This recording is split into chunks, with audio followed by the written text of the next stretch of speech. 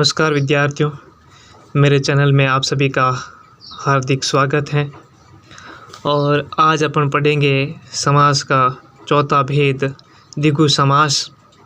द्विगु समास की क्या परिभाषा है और इसके उदाहरणों के द्वारा अपन इसे विस्तार पूर्वक समझेंगे। एक छोटा सा वीडियो है, तो ध्यान से देखते हैं। द्विगु समास की परिभाषा क्या है? तो जिस समास का पूर्व पद संख्यावाचक विशेषण हो उसे द्विगु समास कहते हैं। जिस समास का पूर्व पद, ये बात स्पष्ट ध्यान रखना कि जहाँ पूर्व पद आए, अर्थात पूर्व पद का मतलब है पहला पद संख्यावाचक विशेषण हो।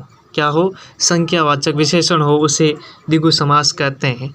इससे समूह अथवा समाहार का बोध होता है और समस्त पद एक समूह या समाहार का बोध कराता है, उसे अपन द्विगु समास कहते हैं। दो बात विशेष ध्यान रखनी है। एक रखनी है कि पहला जो पद होगा, पहला पद संख्यावाचक होगा। पहला पद क्या होगा? संख्यावाचक होगा। और दूसरा पद समाहार यानी समूह का बोध करवाए, वह द्विगु समास होगा। आगे देखते हैं इसके उदाहरण, कैसे उदाहरण है इसके। तो उदाहरण में देखें, एक तरफ दे रखा है समस्त पद और समास विग्रह, समस्त पद समास विग्रह। उदाहरण देखते हैं। तो उदाहरण में अपन बात करते हैं समस्त पद। उदाहरण है नवग्रह। तो नवग्रह का समास विग्रह होगा 9 ग्रहों का समूह।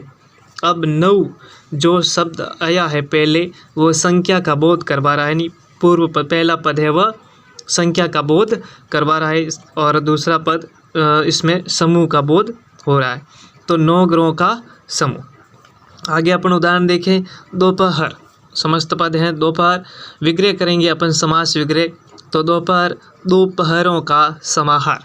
इसी प्रकार आगे देखते हैं अपन त्रिलोक, तो यानी तीन लोकों का समाहार।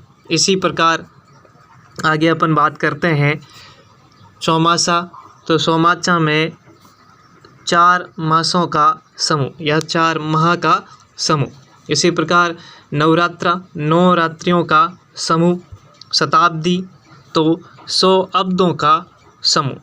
अब्द यानी वर्ष, तो शत यानी 100 और अब्द यानी वर्ष, तो 100 वर्षों का या 100 अब्दों का समूह। इसी प्रकार आगे देखते हैं अपन कि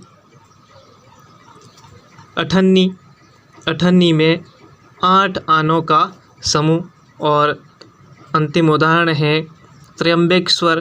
तो त्र्यंबकेश्वर में 3 लोकों का ईश्वर। त्र्यंबकेश्वर यानी 3 लोकों का ईश्वर। तो इस प्रकार अपन समास जो है अपने द्विगु समास का टॉपिक पूरा हुआ। और इसे एक बार पुनः समझा देता हूँ फटाफट में कि जिस समास का पूर्व पद यानी कि पहला पद संख्यावाचक विशेषण हो उसे द्विगु समास कहते हैं।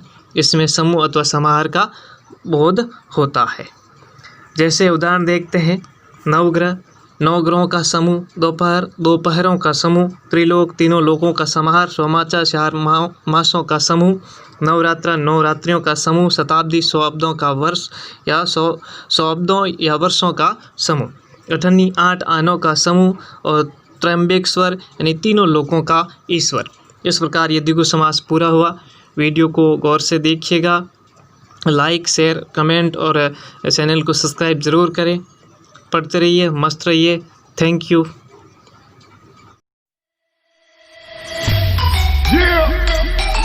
You already know.